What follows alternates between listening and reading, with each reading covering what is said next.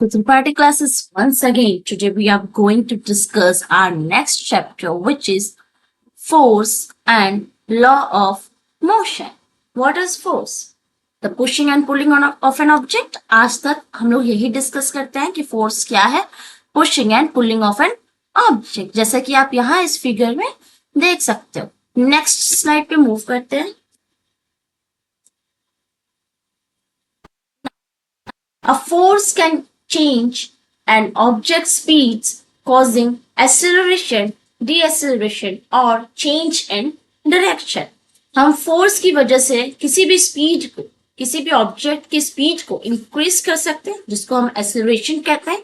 किसी भी ऑब्जेक्ट की स्पीड को कम कर सकते हैं, जिसको डिसेलरेशन कहते हैं, या तो उसकी डायरेक्शन को चेंज कर सकते हैं. कैसे? सपोज आप सभी ने बाइसाइकिल यूज की हो, ठीक है. आपने ब्रेक लगाया, उसकी स्पीड स्लो हो गई या तो रुक गई, विच मीन्स आपने क्या किया, उसको डीएक्सेलरेट किया. वहीं आप पैडलिंग कर रहे हो, करते करते आपने उस तेज पैडलिंग स्टार्ट की, जिससे स्पीड बढ़ जाएगी, उसे क्या कहेंगे? एक्सेलरेशन. फुटबॉल सबने खेला है, बॉल आ रही है आपकी तरफ, आपने किक किया और उसका डायरेक्शन चेंज होता है, सो आपका चेंज इन डायरेक्शन भी हो गया. चलो, पहले साइंटिस्ट क्या माना करते थे कि कोई भी ऑब्जेक्ट का जो नेचुरल यानी जो उसका कैरेक्टरिस्टिक जो स्टेट होता है वो रेस्ट होता है, मीन्स वो रेस्ट में ही रहना चाहता है. बट ये आइडिया चेंज हुआ कब?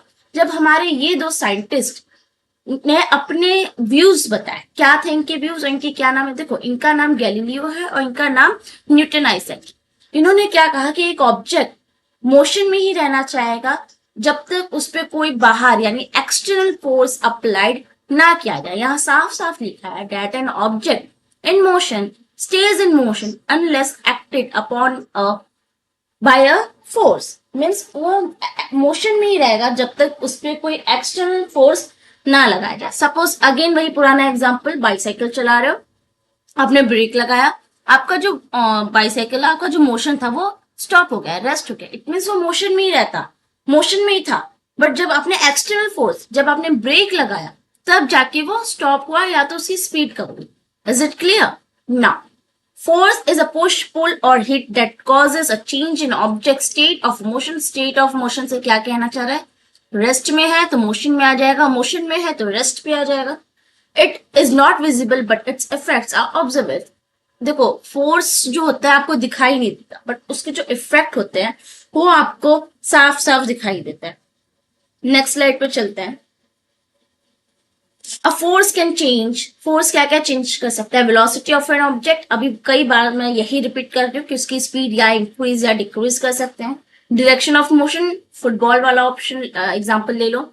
Shape and size of object, देखो फिगर में साफ साफ लिखा है, बॉल होती है, देखा सबने स्क्वैश किया उसको, उसकी शेप चेंज होगी, उसका साइज चेंज हो गया. इलास्टिक रबर बैंड होता है, उसको आप स्ट्रेच किए हो, उसका शेप चेंज हो गया, उसकी साइज चेंज हो गई.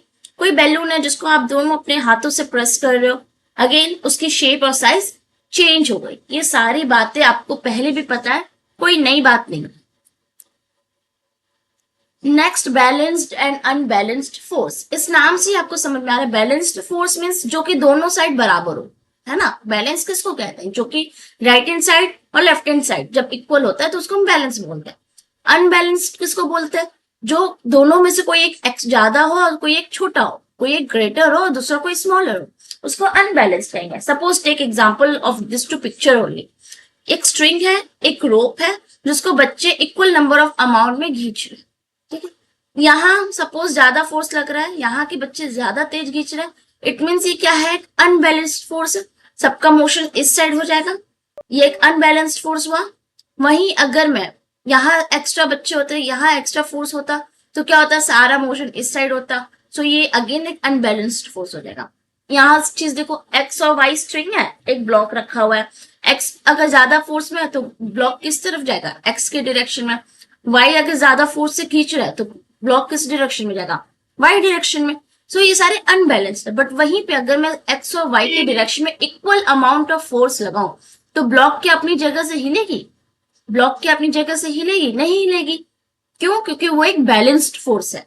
जब दोनों side same equal amount of force लगे तो उसको बैलेंस्ड फोर्स कहेंगे. जब अनइक्वल अमाउंट ऑफ फोर्स लगे बोथ साइड तो उसको अनबैलेंस्ड फोर्स कहेंगे। अच्छा खासा डेफिनेशन आपकी स्क्रीन पे है, आप पॉज करके नोट कर लो, अदरवाइज अपने से सेंटेंस फ्रेम कर लो, जो आपके लिए सुटेबल हो वो आप करो। नेक्स्ट फ्रिक्शन की बात आ रही है, सब सॉरी सॉरी, नेक्स्ट फ्रिक्शन की बात आ रही है। देखो एक बॉक्स है, आप उसको पुश कर लो, देखो आप जब थोड़ा अमाउंट ऑफ फोर्स लगाओगे तो वो नहीं हिलने वाली है अपनी जगह से। क्यों नहीं हिलती? क्योंकि एक फ्रिक्शन फोर्स लगती है ऑब्जेक्ट पे। देखो फ्रिक्शन फोर्स क्या होती है उसको पहले समझते हैं। फ्रिक्शन फोर्स एक वो फोर्स है जो कि सरफेस के ऑब्जेक्ट के सरफेस और जो सरफेस है उसके उसके बीच में जो फोर्स लगती है। सपोज कोई ऑब्जेक्ट है, आप जिसको इस डायरेक्शन में फोर्स कर रहे हो, पुश कर रहे हो, तो फ्रिक्शन क्या करेगी, उसको रेजिस्ट करती है इस डायरेक्शन में जाने से, और उसी को हम क्या कहेंगे, friction force. Friction force resist करती है ऑब्जेक्ट के मोशन को। इसको ऐसे आप समझ सकते हो, फ्रिक्शन फोर्स रेजिस्ट करती है ऑब्जेक्ट के मोशन को। इट मींस रेजिस्ट कैसे करेगी, आप इस साइड लगा रहे हो फोर्स, तो फ्रिक्शन फोर्स इस साइड लगेगी, तभी तो वो रेजिस्ट होगा ना, तभी तो अपोजिट डायरेक्शन में होगा। चलो, पहले आप जब हल्का फोर्स लगाया तो ऑब्जेक्ट मूव नहीं करेगा। क्यों नहीं किया? क्योंकि यहाँ जो फ्रिक्शन फोर्स है वो ज्यादा है आपके लगाए हुए फोर्स से। बट आपने जब थोड़ा और मेहनत की, जब आपने थोड़ा और मोशन फोर्स लगाया, तो ऑब्जेक्ट इस डायरेक्शन में मूव करने लगा। अब वो जो फोर्स आपने लगाई वो इस फ्रिक्शन फोर्स से ज्यादा होती है। यहाँ साफ साफ उस चीज को अच्छे से एक्सप्लेन किया है, एक बार गो थ्रू कर लेना। नेक्स्ट स्लाइड पे चलते हैं। अगर आपने नोटिस किया होगा बाइसाइकिल चलाते वक्त जब आप पेंडलिंग करना स्टॉप कर देते हो तो जो आपका स्पीड होता है वो अपने आप स्लो हो जाता है, या तो रेस्ट पे आ जाओगे आप डायरेक्ट। क्यों? फ्रिक्शन फोर्स की वजह से। Friction force acting against it's motion. ठीक है, तो अपने मोशन को कंटिन्यू करने के लिए आपको क्या करना पड़ेगा, पेंडलिंग करनी पड़ेगी। सेम चीज यहाँ पे लिखी है, आप उसको एक बार गो थ्रू कर लेना। मेन टॉपिक इस चैप्टर का सिर्फ वो लॉ ऑफ मोशंस हैं, जो कि 3 लॉ होते हैं मोशन के, वही इंपॉर्टेंट है और न्यूमेरिकल वहीं से बनेगा। बैलेंस अनबैलेंस का ज्यादा से ज्यादा आपको एक डेफिनेशन पूछ लेगा, उससे एक्स्ट्रा आपसे कुछ नहीं पूछने वाला। नेक्स्ट देखो, देखो एक एक्सपेरिमेंट क्या होता है यहाँ पे। एक ऐसा इंक्लाइंड प्लेन रहता है, ठीक है, एक बार मार्बल को ऊपर से नीचे फेंकते हैं और एक बार ऊपर से नीचे से ऊपर फेंकते हैं। जब ऊपर से नीचे आता है तो बहुत ही तेज वेलोसिटी रहती है, उसकी वेलोसिटी बहुत ही तेज रहती है, स्पीड बहुत ज्यादा रहती है। बट वहीं जब वो नीचे से ऊपर जा रहा होता है तो उसकी स्पीड जो होती है बहुत ही कम होती है। ठीक है, ऐसा इन्होंने वो एक्सपेरिमेंट किया था, किसने, गैलीलियो ने। आप एक बार इसको रीड कर लेना, आपको अच्छे से समझ में आ जाएगा।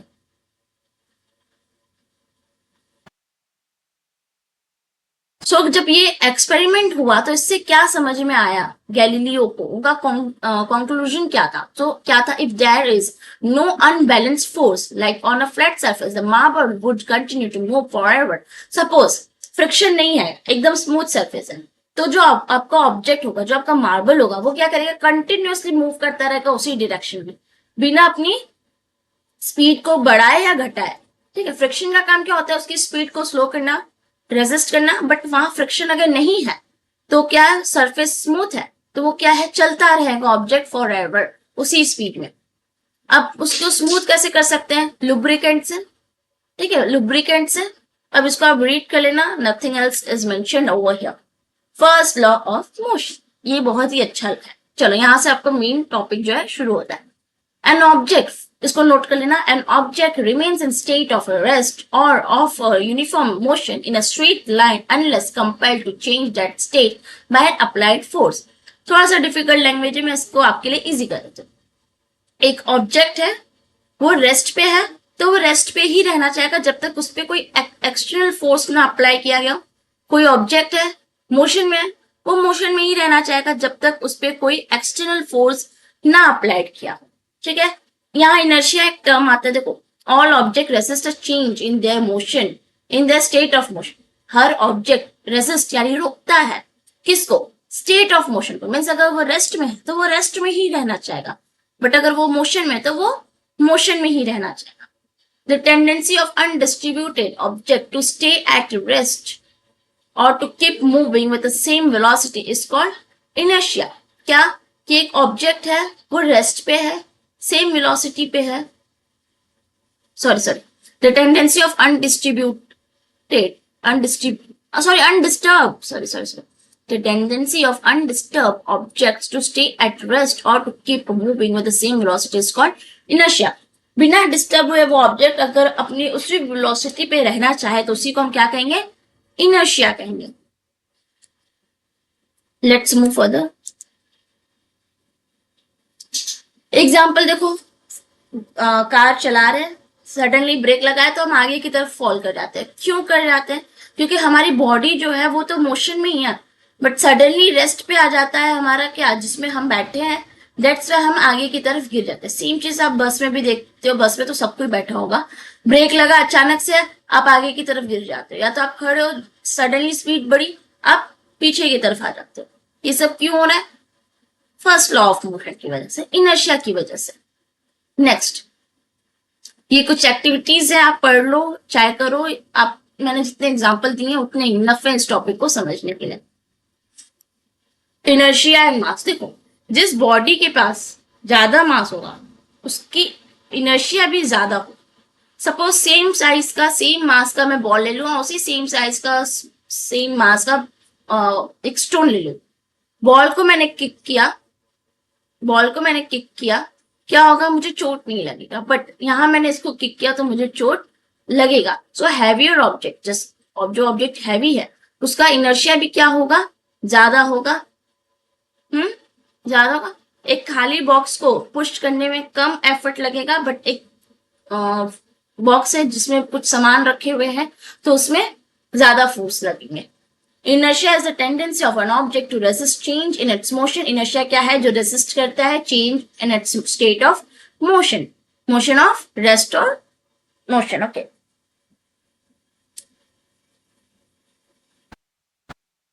law of motion state that unbalanced external force changes an object's velocity causing acceleration.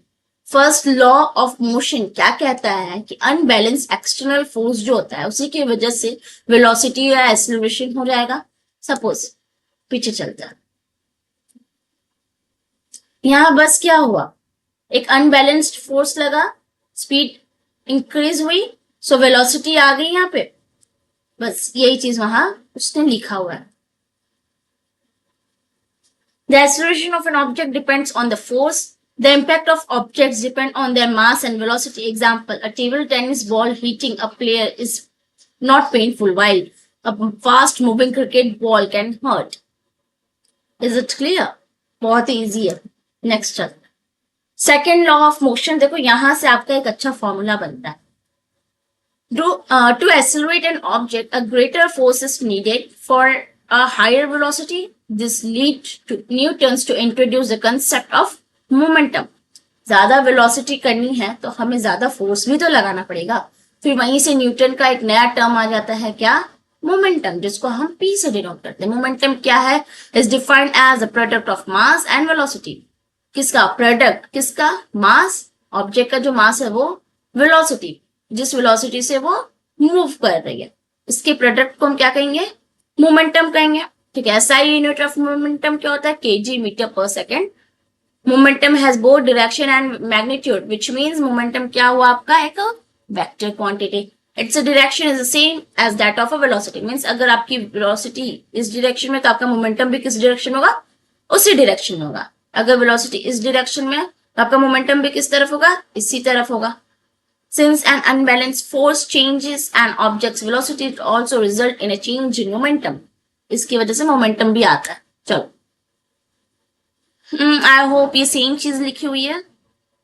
The rate of change of momentum of an object is proportional to the applied unbalanced force in the direction of motion, जो कि अभी हमने बात की है. देखो यहां से आपका जो एक मेन चीज आता है formula F equals to ma, वो यहां से डिराइव होता है. कैसे होता है मैं अभी आपको एक्सप्लेन कर देती हूँ.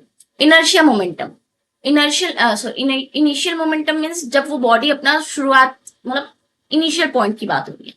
P1 equals to m into u. U क्या होता है पता है ये सबको, initial velocity, final velocity. P2 जो कि फाइनल वो है मोमेंटम, क्या है, m इंटू में v. v क्या है आपका फाइनल वेलोसिटी. अब change in momentum means in दोनों में कितना डिफरेंस आया, तो P2 माइनस P1 करेंगे, which means mv minus mu. इसमें से अगर मैं m कॉमन ले लूं तो v माइनस u बचा. The rate of change of momentum, मैंने आपको प्रीवियस वीडियोस में अपने बताया कि रेट ऑफ चेंज का क्या मतलब होता है कि डिवाइड कर देंगे किससे, टाइम से। तो क्या बना आपका m into v minus u upon में t। अब सभी को याद है कि v माइनस यू अपॉन में t को हम एक्सेलरेशन यानी कि a कहते हैं। बस इस टर्म की जगह अगर मैं a रख दूं जैसे कि यहाँ पे, तो क्या हो जाएगा मेरा f is equals to m a. से क्लियर हो गया f is equals to m a. अब यहाँ फोर्स के बारे में कुछ चीजें लिखी हैं। Force is defined as the amount that produce an acceleration of 1 metre per second square of in an object 1 kg mass. में सबको एकदम बेसिक यूनिट में लिखते हैं कि जब आपका एक्सेलरेशन कितना हो, 1 मीटर पर सेकंड स्क्वायर हो, ऑब्जेक्ट का मास कितना हो, 1 kg हो, तो आपका 1 यूनिट ऑफ फोर्स आ जाएगा। ठीक है, the unit of force is Newton और kg metre per second square. Most of the time Newton he use होता है। Second law of motion gave us a method to measure force as a product of its mass and acceleration. ये सारी चीजें तो हमें पता ही है। Next slide. Same चीजें, बॉल आती है, उसे फील्डर जो भी होता है अपना हाथ पीछे करके खींचता है। क्यों? क्योंकि वो खुद ही बहुत तेज एक वेलोसिटी में आती है, उसको अगर हम पीछे नहीं करेंगे तो हमें चोट लग सकती है। सो इसकी वेलोसिटी को, जो फाइनल वेलोसिटी है उसको जीरो करने के लिए हम उसको थोड़ा सा पीछे की तरफ ले जाते हैं, सो डेट वो थोड़ा सा स्लो डाउन हो जाए और हमें चोट ना लगे। यहाँ भी सेम चीज लिखी है, ऐसा कुछ खास नहीं लिखा है। एग्जाम्पल आ गए है ना, मतलब सब कुछ कंप्लीट हो गया। अब हम एग्जाम्पल करेंगे। सेकेंड लॉ ऑफ मोशन तक के जितने न्यूमेरिकल सॉल्व करने हैं उतने कर लेते हैं। चलो फिर थर्ड लॉ ऑफ मोशन शुरू करेंगे। एग्जाम्पल क्वेश्चन क्या गिवन है ये देखो। A constant force act on an object of mass 5 kg of for a duration 2 second. ठीक है, एक ऑब्जेक्ट है जिसमें मास, जिसका मास कितना है 5 kg, उसका ड्यूरेशन कितना है 2 सेकेंड। It increases the object's velocity from 3 metre per second to 7 metre per second. उसकी वेलोसिटी इंक्रीज हुई 3 मीटर पर सेकेंड से 7 मीटर पर सेकेंड, यानी एक तरह से आपको u और v की वैल्यू गिवन है। Find the magnitude of the applied force. Now, if the force was applied for a duration of 5 seconds, what would be the final velocity? बहुत ही easy है। m is equals to f equals to m v minus u upon t आपको giveaway नहीं था, जिसमें से आपको m पता ही है 5, v कितना है आपका 7, u कितना है 3, t कितना है 2 सेकेंड। सारी वैल्यूज पुट करो, सॉल्व करो, कितना आएगा आपका 10 न्यूटन। सेकेंड क्वेश्चन क्या पूछा है कि अगर यही चीज हो आपका, बट आपका ड्यूरेशन टाइम कितना हो 5 सेकेंड के लिए, तो उसकी फाइनल वेलोसिटी कितनी होगी। अब आपसे v पूछ लिया, कुछ नहीं, आप यहां से भी v निकाल सकते हैं, बस ट्रांसपोज किया है, कुछ नहीं किया। f इधर किया, m मल्टीप्लाई हो रहा तो नीचे डिवाइड, v निकालना, u उस साइड जाएगा तो प्लस में हो जाएगा। सारी वैल्यूज पुट करना है, बस इस बार टाइम में आपको t की जगह 5 सेकेंड पुट करना है। Is it clear? I hope solution आपको क्लियर है। अगर आप कहीं भी फंसो तो इस सोल्यूशन को देखो, हालांकि बहुत ही ईजी है। नेक्स्ट क्वेश्चन देखो क्या है, ये उससे भी ज्यादा इजी क्वेश्चन है। What would require a greater force accelerating of 2 kg mass at इतना metre per second square, 5 metre per second square, और अ 4 kg मास 2 metre per second square. Means दोनों में से किसका फोर्स ज्यादा होगा, यही फोर्स का फॉर्मूला क्या होता है, m इंटू ए। m1 मीन्स पहले केस में आपको मास कितना गिवन है 2, और पहले केस में a कितना गिवन है 5, दोनों को मल्टीप्लाई कर लो, कितना आएगा 10। दूसरे केस में मास कितना गिवन है 4, a कितना गिवन है 2, अगेन दोनों को मल्टीप्लाई कर लो, कितना आएगा h। आपको साफ साफ दिख रहा है कौन सा ज्यादा है, f1 ज्यादा है f2 से, बस वही किया। नेक्स्ट आपका question, a motor car is moving with a velocity of 108 kilometre per hour and it takes 4 second to stop after brake are applied. Calculate the force exerted by the brake on the motor if its mass along with the passenger is इतना kg। देखो ऐसे question पूछेगा कि मैंने break लगाया तो कब तक जाके वो स्टॉप होगा। स्टॉप होने का क्या मतलब है कि उसका v कितना हो जाना चाहिए 0। ये सारी चीजें मैंने समझाई हुई है अपने प्रीवियस वीडियो में। सो इनिशियल वेलोसिटी u कितना गिवन है आपको 108 kilometre per our, metre per second में करने का कन्वर्ट मैंने आपको बताया। ऐसे भी कर सकते हो, अदरवाइज आप 5/18 भी कर सकते हो। सॉल्व करने पे आपका 30 मीटर पर सेकेंड आएगा। फाइनल वेलोसिटी 0 होनी चाहिए। क्यों 0 होगी, क्योंकि ब्रेक लगा के मेरी जो व्हीकल होगा वो क्या होगा, स्टॉप होगा, विच मीन्स मेरा v कितना हो जाएगा 0 हो जाएगा। Mass of the motor car along the passengers कितना था 1000 kg। टाइम कितना लग रहा है 4 सेकेंड। जस्ट वैल्यू पुट करनी है और आपका आंसर आ जाएगा। नेगेटिव में आ रहा है जिसका मतलब क्या है कि आपका जो फोर्स है वो अपोजिट डायरेक्शन में लग रहा है। किसके अपोजिट में? मोशन। जिस डायरेक्शन में मोशन हो रहा है उसके अपोजिट में फोर्स लग रहा है। तो हाँ भाई मोशन हो रहा है, ब्रेक लगाया मैंने तो रोकता ही है। Next example, a force of 5 Newton gives a mass m1 and acceleration of 10 meter per second square and a m2 and acceleration of 20 meter per second square. What acceleration would it give if both the masses were tied together? अब इन दोनों का अगर मैं साथ में tie कर दूं तो मेरा कितना एक्सेलरेशन होगा ये पूछा है। चलो निकालते हैं। m1 मुझे गिवन नहीं है, ठीक है, f गिवन है और a1 गिवन है, a1 a2। मैंने जस्ट वैल्यू पुट की 5 अपॉन में 10, आंसर आ गया। 5 अपॉन में 20, अगेन आपका आंसर आ गया। दोनों को आपको टाई करना है तो टुगेदर, विच मीन्स आपको दोनों को ऐड करना पड़ेगा। अगेन ऐड किया तो इतना केजी आया। अब एक्सेलरेशन कितनी हो जाएगी? a is equals to f upon m. बस उसी value f equals to m को ही ट्रांसपोज करके ऐसे लिखा है। वैल्यूज पुट किया, आपके आंसर्स आ गए। सॉल्व करने की कोशिश खुद से करो। ये क्वेश्चन मैं आपको एज अ होमवर्क दे रही हूँ। चलो नोट कर लो या तो पॉज करके एक बार देख लो फिर सॉल्व करने की कोशिश करो। नेक्स्ट आपका है थर्ड लॉ ऑफ मोशन। ठीक है, थर्ड लॉ ऑफ मोशन क्या कहता है? When object exert and force on another the second object instantaneously exert and equal opposite force on the first. Simple example, आप दीवार पे एक मुक्का मारो, बहुत तेज मत मारना, धीरे से मारना। आपको एक फोर्स फील होगा, आपको एक पेन होगा। क्यों? क्योंकि एक रिएक्शन वॉल ने आपको दिया। मीन्स आपने पहले वॉल को मारा, ठीक है, आपने सेकेंड ऑब्जेक्ट को मारा, फिर जो सेकेंड ऑब्जेक्ट होगा वो इक्वल और अपोजिट फोर्स देगा। किसको? फर्स्ट को, यानी कि आपको। एक्शन और रिएक्शन फोर्स भी कहा जाता है इसको, कि हर एक एक्शन का अपना एक रिएक्शन होता है। बहुत ही इजी होता है आपका third law of motion. Just go through it.